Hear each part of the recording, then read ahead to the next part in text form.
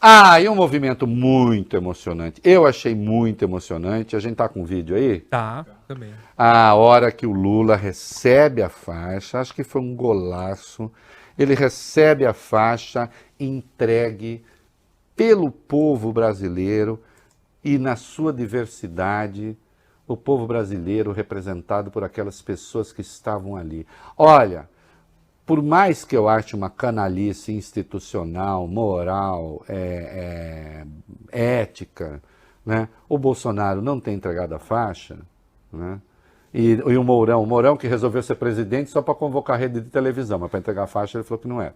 Né? Por mais que isso tenha acontecido, a ausência do Bolsonaro neste momento, mas foi uma coisa tão gloriosa. Parabéns, Bolsonaro, por ter me proporcionado esse momento. Eu fiquei tão chateado quando eu vi em 2019, janeiro de 2019, quando assisti a sua posse. Nossa, mas aquilo me deu uma melancolia, cara, porque eu antevi que ia ser um desastre. E o desastre foi ainda pior do que as minhas piores expectativas. Né? Eu lembro a época, no mesmo dia praticamente, eu escrevi uma análise do seu discurso e já disse que o seu discurso procurava dividir o Brasil em vez de unir. Que você queria governar o Brasil para suas milícias, você não queria governar o Brasil para o conjunto do povo brasileiro. Então você ter estado ausente desta vez, a posse do Lula e não ter passado a faixa, mas isso foi assim uma coisa tão gloriosa, tão saneadora, né? Aquilo revestiu a passagem da faixa de um frescor, de uma beleza, de uma poesia mesmo, né? Bob Furuia, eu sou assim, eu choro fácil para filme, para coisas mesmo da vida privada, né? Assim, se eu lembro minhas filhas que tinham um problema, minha mulher falava, para com isso, eu ficava, estou todo desesperado. Mas agora para política, não. Eu não me emociono assim. Eu nem gosto de gente que se emociona muito fácil com política. Política é política. Agora, nessa hora eu fiquei tocado. Nessa hora eu fiquei tocado e fiquei tocado com a emoção do Lula, genuína mesmo. Genuína mesmo. Ele chorou 2 ou 3 vezes falando ali no parlatório, né? Se emocionou. E se emocionou nessa hora.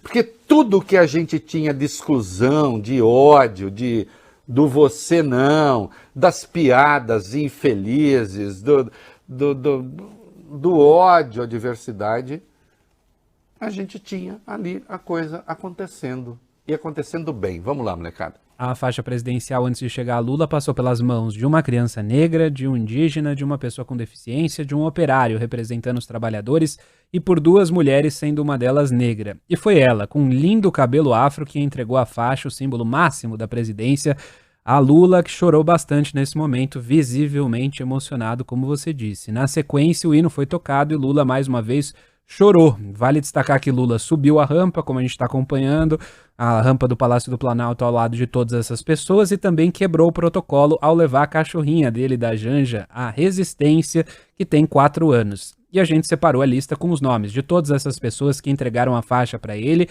É o menino Francisco, de 10 anos, morador de Itaquera, na zona leste de São Paulo. A Aline Souza, de 33 anos, é uma catadora. O cacique Raoni, de 93 anos. Wesley Rocha, tem 36 anos, é esse metalúrgico. Murilo Jesus, de 28 anos, é o professor. E Jucimara Santos, cozinheira, além de Ivan Baron, homem que tem paralisia cerebral, e Flávio Pereira, de 50 anos, um artesão. A gente vai acompanhando essa passagem da faixa nas imagens. Aí, olha que coisa linda, né? Foi maravilhoso, maravilhoso. A gente vê uma mulher negra com cabelo que não esconde a sua origem, pondo a faixa no presidente e o povo brasileiro ali representado. É a catadora Aline Souza, né? Ela. Uma catadora, né? Está ali representada. Sim, o Brasil precisa incluir pessoas. Ah, que demagogia! Sabe o que você acha de demagogia, querido, querida? Você pode achar demagogia porque você não está acostumado a ver o povo nesses lugares.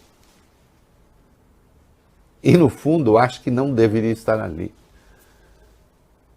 Né? Não é assim? Por isso. Por isso que eu acho demagogia. Eu não acho.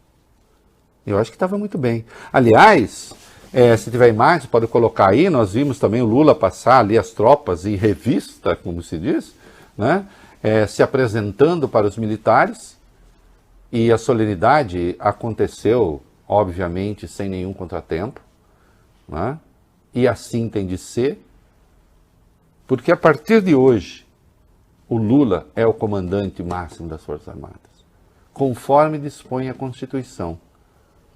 Forças Armadas essas que têm um código militar a discipliná-las e que tem também uma disciplina constitucional que as contém. Forças Armadas estas que têm de voltar a exercer aquelas que são as suas funções principais.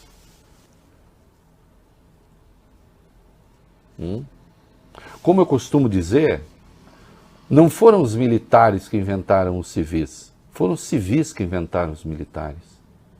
E nas democracias, os militares estão sob o controle civil, pautados por regras, pautados por leis. E é isso que nós temos de voltar, e nós temos de devolver o país a essa normalidade, a parar com a arruaça que tomou conta do país, né? Nesses 4 anos de governo Bolsonaro. A arruaça provocada, né? sem que os poderes tivessem confrontado o Bolsonaro, ele resolveu confrontar os poderes, porque ele jamais entendeu a sua função. Ele fugir agora do Brasil, sem entregar a faixa, é mais um sinal de que ele não entendeu nada.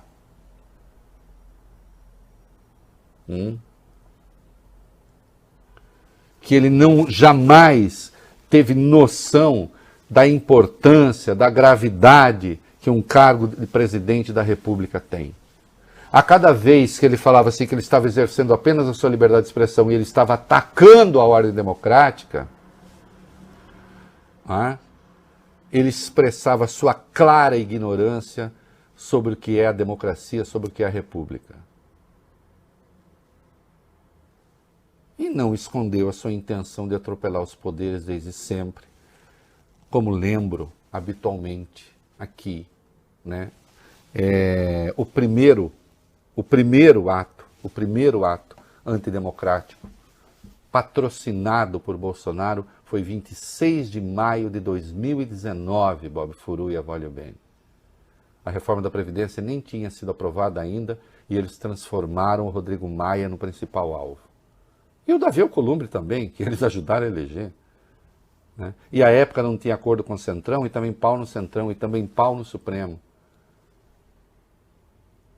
E o governo ainda não tinha sofrido nenhuma derrota importante no Congresso. Não tinha sofrido nenhuma derrota importante, derrota nenhuma, na verdade, no Supremo. Né? E já ali houve um ato golpista. Porque ele nunca se conformou com a democracia. A verdade é essa.